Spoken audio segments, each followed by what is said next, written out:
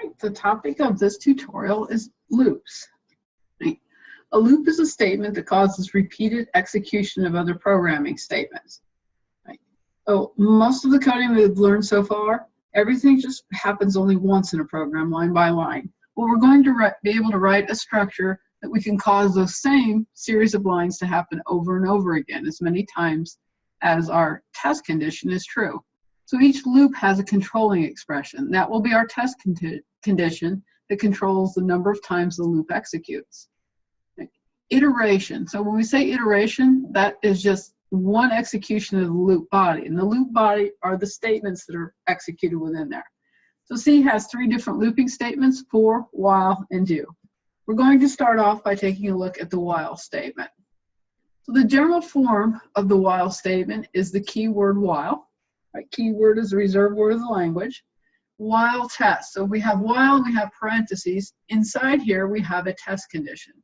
So while this test condition is true, we'll perform the statements in the body of the loop. And when those statements are done, we go back up here, evaluate the test, and keep performing or looping back through as long as this test is true. Right.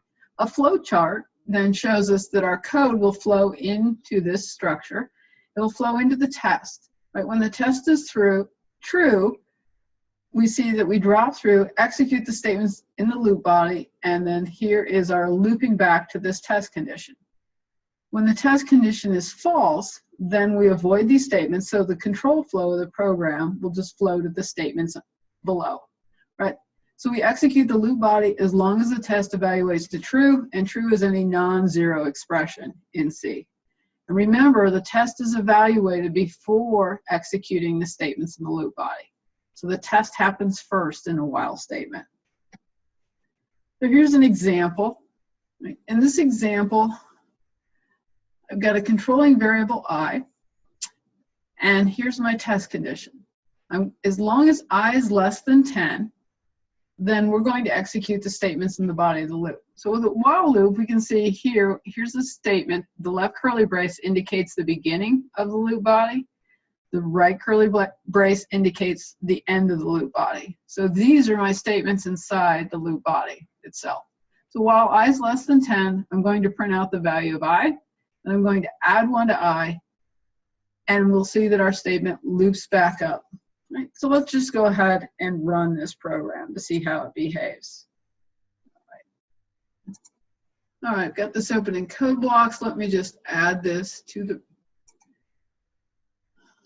add file to active project. So I have a project environment going. All right. Now we can see that's in the project environment. All right. Let's go ahead and do a build and run.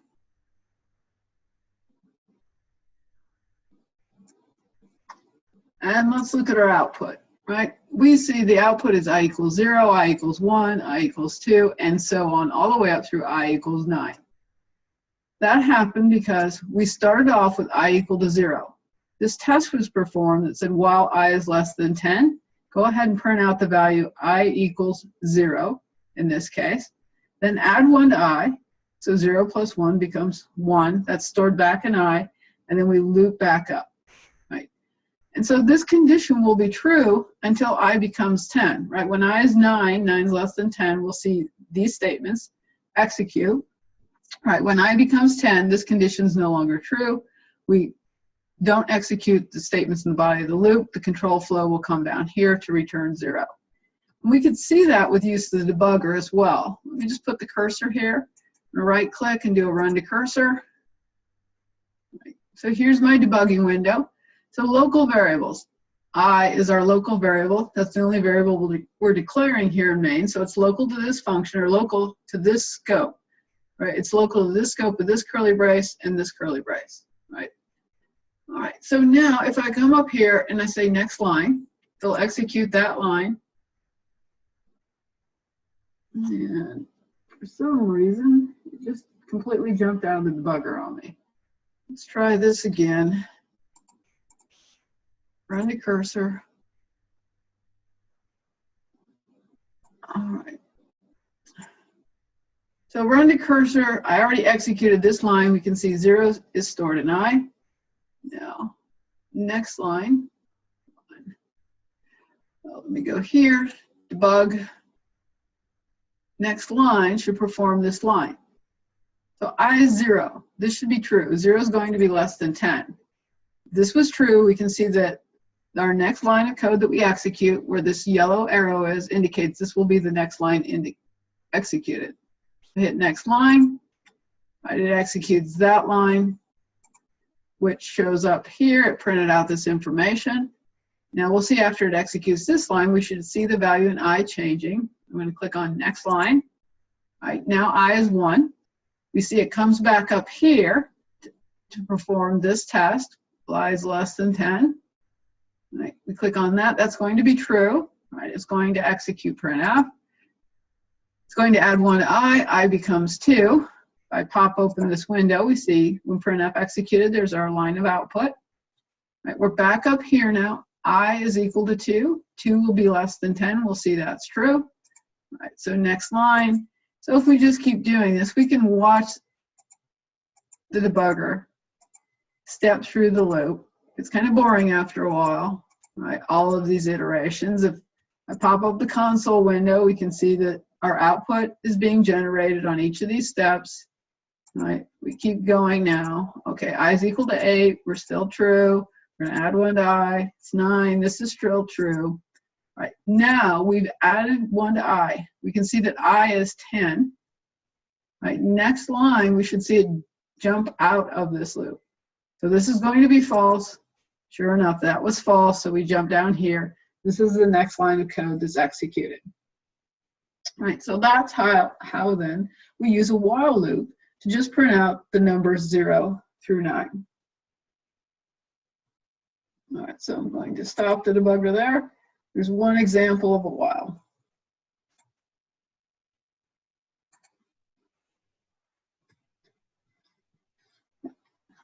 So a while loop is often used as a sentinel value loop. A sentinel value is just a flag value that tells us when that loop should stop.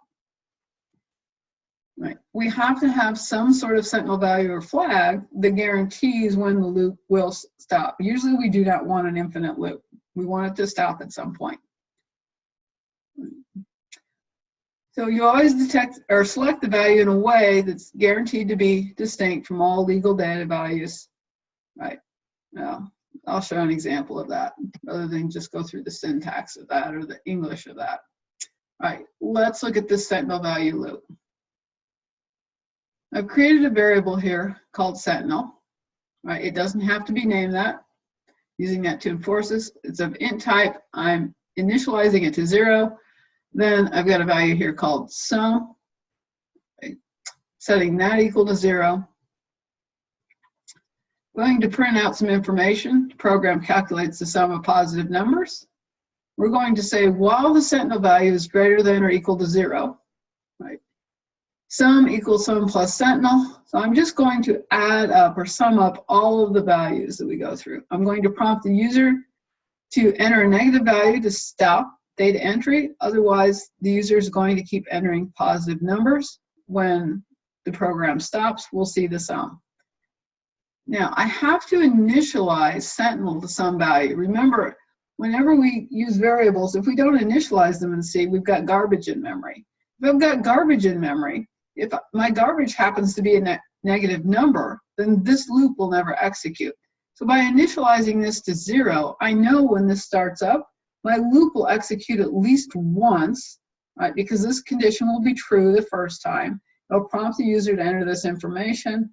The user enters a negative number, we'll see that the loop terminates. Let's just actually run this program, right, and experiment with that. So I'm going to remove this file from the project, and let's add this file to our project.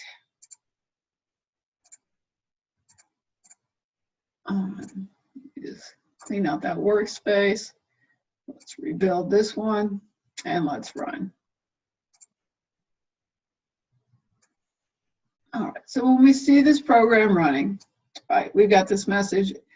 Lets us know to enter a negative number to stop data entry or enter a positive number to add to the sum. Let's just see if I add a negative number right away. So -8, hit the enter key. we can see that the program terminates because the Sentinel value we stored, in the Sentinel value we read in and stored that -8. That's what went in here. We loop back up. This test wasn't true. At this point, our first step through here, when Sentinel was 0 and sum was 0, well, 0 plus 0 was 0, stored in there. Right, so our sum is 0. We didn't add anything up, which makes sense. I didn't add any numbers, enter any numbers that should have been summed. Let's run this again now. Okay. All right. So let's enter a 10. Let's enter a 6. And maybe a 7. And now I'll say -1 to stop the program. Right. So if we look, 10 plus 6 plus 7 is the sum of 23. Right. We can see that it looped through. It kept looping through until it got this Sentinel value to tell it when to stop. Let's think about our previous example. We go back here. Look at our previous example. In this example, we told this exactly how many times to iterate through the loop. This should have iterated 10 times. Right? I started at a 0. It was true for the conditions 0 through 9, which are 10 times. Right? When this became 10, it became false. So this loop will always execute 10 times. But what we call a Sentinel controlled loop, right? Well, we don't know how many times it will be executed. Right? We know at least once by the way this is written. By the way this is written, it will at least go in once, because this test will be true the first time because Sentinel is equal to 0. We'll execute this code. But in our first example, when I typed a negative number at the start, right, we saw our sum was equal to 0 because we only went through the loop once. In the second example that we just ran, here, when I typed in the numbers 10, 6, and 7, our loop ran through multiple times. Right? Let's just run this with a debugger now. All right, so I'm going to do a run to cursor here.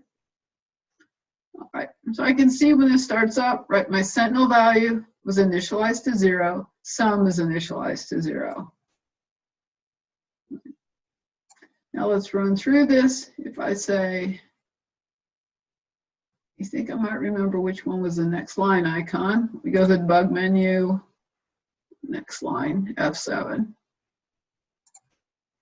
Right. So next line, this was true, Sentinel was 0, that's greater than or equal to 0. So now we come in here and execute then sum equals sum plus Sentinel.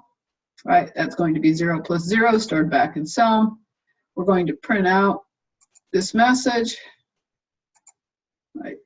And now if I hit that next line, we'll notice now our program is waiting for us to enter the information.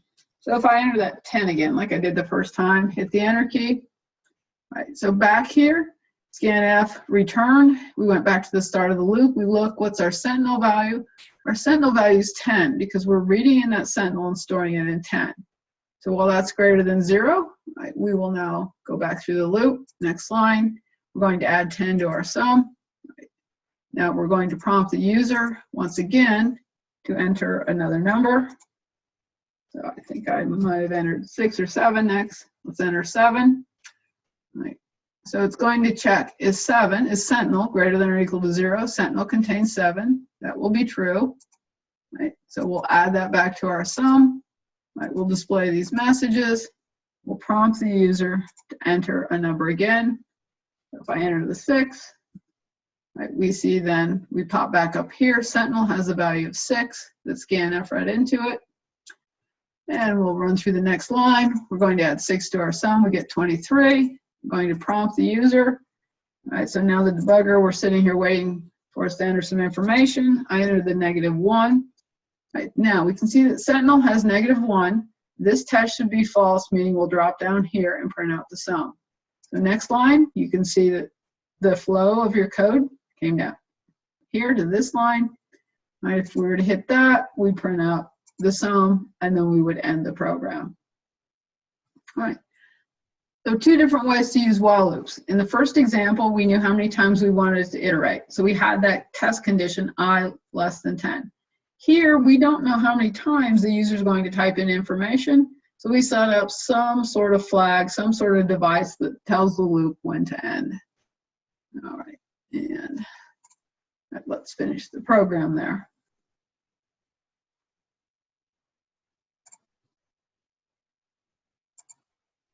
All right. Let's talk about compound statements. We were actually then coding these statements with curly brackets. The way C works, only one statement following a while test condition will execute. So if you don't use the curly brackets, by default, it will only execute one statement when something is true. Right? Without the, if you want multiple statements, then we're going to use curly braces. So we'll work on example 3, but let's actually just build up an example. Actually, let's maybe just take the code from example 3 and create a new example.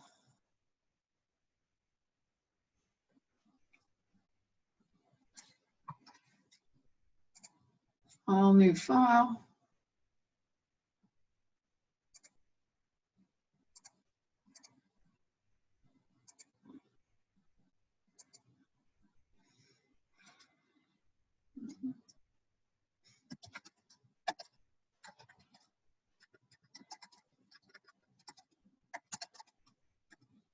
All right, I call this single statement for lack of a better name. All right, only one statement will execute following a while test condition. Right. Something else I didn't mention before is we tend to indent. You should have noticed the indentation here on the loop. Just like with the if statements and all, we start indenting for these blocks. It makes it easier for us to read as humans to see that this is indented. We assume that this is the statement that should be executed when the while condition is true. All right, I'm going to put my return 0. I'm going to end the program. What we should see is I is initialized to 0. Right? As long as I is less than 5, we'll see the loop count. So I is my loop counter. We'll just see this count displayed. And let me remove the other file from the project. And let's build and run against this one. All right, loop count 1, 2, 3, 4, 5. Right.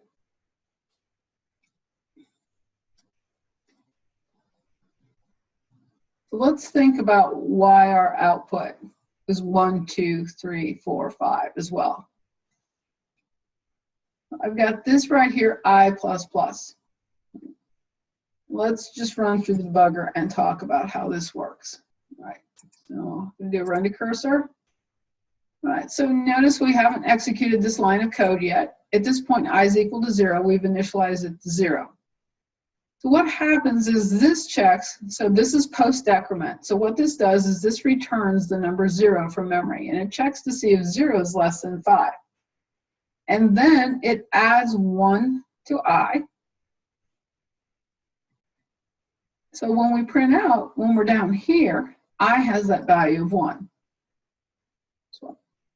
So next line, see how I is 1? Right, so if we were to print out, right, we get that first message that I is 1. Now we're back up here to do the test. Because of the post-increment, increment means add 1, I++. Post means add after you fetch it from memory. So what it's going to fetch from memory right now is a 1. So while 1 is less than 5, that will be true. But when it comes down here to print, it will then have added 1 to I, and I will be 2. So if we do next line,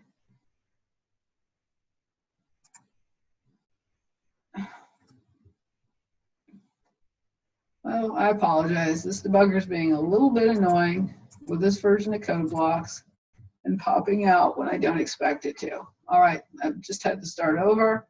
So next line, right, we saw, get back to where I was.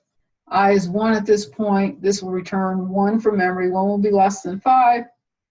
Right. We can see now I is 2, so we're going to print out the value of 2 when we hit next line for that to execute. Now we're back up here. This will return 2 from memory. It'll compare 2 less than 5. Right? We can watch this loop through. Right? I is 4, this will be true because it returns the 4. It'll print out the value of 5. Right? We can see we've got 1, 2, 3, 4, 5. And now, because 5 won't be less than 5, we'll just see our program jumps down here, and of course we'll end after that. Right. So 2 things in this example, right? I'm incrementing my loop counter here, and then this is executing the one statement in the body of the loop without curly braces. As long as this is true, it executes this one statement. All right, let me stop this now. So if I didn't have the I++ here, if I just started checking the I, and then I change this to I equals I plus 1. What's going to happen is if I don't use curly braces here, I equals I plus 1 will execute 5 times. It'll keep executing until this becomes false, and then it will jump down here and print out the value. If I do a quick build and run, we can see now we only get 1 line of output. Loop counts 5, right? Indentation doesn't mean that this will run when this is true. Indentation is just white space that's convenient for humans to read, right? When this test condition is true, it only performs the one legal C statement following it. So there's the one C statement. C statements are terminated with semicolons. All right, let's just go ahead and run through the debugger so we can see this. So we can see here I is equal to 0. I'll hit next line. I equals I plus 1. See, I is 1. So see how the only statement in the body of the loop is this one statement. It just keeps looping until this becomes false. Now when that was false, it'll come down here, execute our print statement once. So this statement, I equals I plus 1, was executed 5 times. This one is only executed once because this is the one statement in the body of the loop. All right, so if I stop the debugger here, right, if I wanted to then have both of these statements in the body of the loop, I need to put them within curly braces. Oh, I need to probably turn off the completion of the curly brace. Right, now, you can have them on separate lines, or you can use this convention where we usually put the first one here and the next one down here, right? And the white space doesn't make a difference. But if we do a build and run here, we're going to see that we had the same behavior we did. Not if I don't have the syntax correct, got the semicolon. Right, now when we run, we get the same behavior as we did from when we had that statement while I++ less than 5. Right? We saw then that when we have multiple statements, right, more than one statement, we call that compound statements, we have to use curly braces so that multiple statements can execute when this is true. Right? If we don't have the curly brace, if we don't have these, we saw that only one statement in the body of the loop executes. And so we saw that this I equals I plus 1 executes several times. This printf will only execute once, because it's not considered to be in the body of the loop.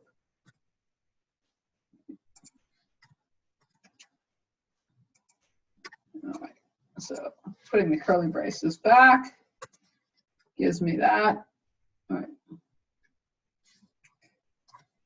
And what I tell beginning programmers is use curly braces. Even if you just have one statement, if you do that, then if you add multiple statements later, you won't have the error of something only executing once when you meant it to execute multiple times. And if I go back to the original form we had, right, if I pull that out, right, now I could get the same behavior if I get rid of the curly braces, right, and do a build and run. We get the same behavior as we do with the curly braces, right? Here's my one C statement right here that will execute every time this test condition is true, right? So I was able to get that behavior then by incrementing my loop counter I within the test condition itself.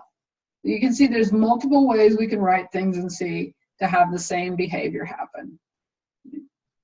As a beginning programmer, though, and even an experienced programmer, I think the behavior, this behavior,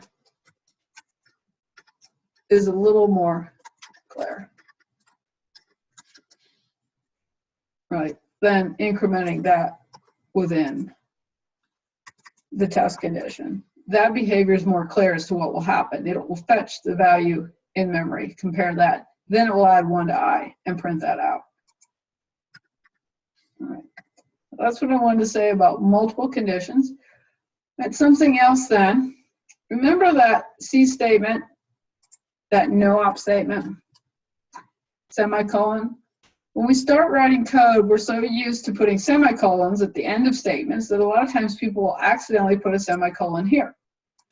Well, remember, that is a do-nothing statement. But what happens if I put a semicolon here? Let's see what our output does.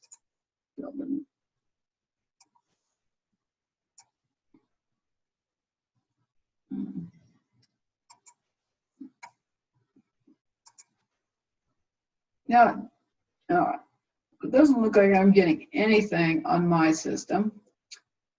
Probably because printf can't keep up with it. Let me stop this.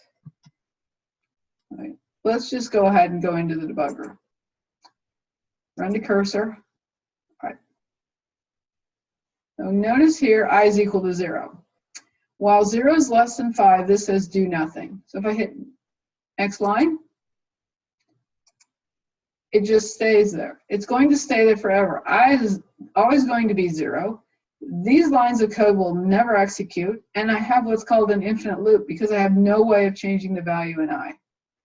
Right? As a matter of fact, I can't even do anything else with my program right now. Okay. So you want to be careful that you don't put semicolons after these test conditions. Right? If you have strange behavior in your program, that's one of the first things that while as a programmer, you learn to go look for. Right? Did I accidentally type a semicolon where I shouldn't have? Right. So that takes us then back to this example 3. This example then was meant to show you that even though I indent 2 statements here, only one statement is associated with the body of the loop. Right? So we will see a loop count of 1 through 5 print out. And then when that's done, we'll see this statement run. This statement is not in the loop body, only executes once. This is to remind you to tell you to use curly braces, right, to have more than one statement execute. So we're going to reset I to 0. We're going to perform the same test again, but we're going to see that with the curly braces, we'll see that this statement's in the loop body. It will execute multiple times, and we'll see it print out 5 times. So let's just do it. I need to add this to my project. Remove this one. And sorry, I removed the wrong one. That's not helpful.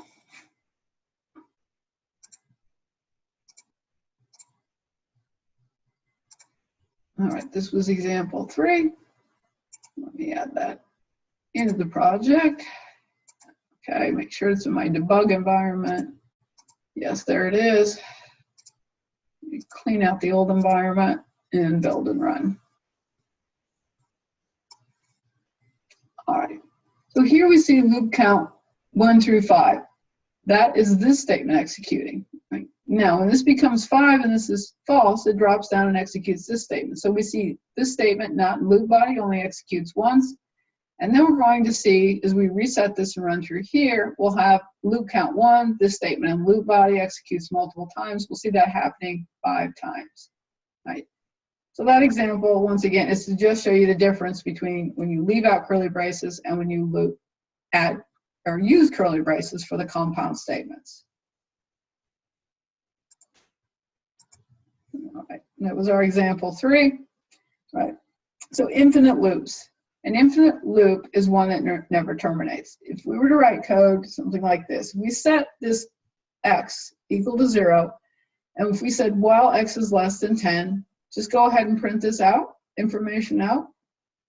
Well, we would then see that we would have this infinite loop where this keeps printing out, simply because the test condition never changes. There's never an opportunity for this test condition to become false. And you'll commonly see that when you write a program. I'm bad with while loops sometimes about when I first write a while loop of forgetting to increment my counter.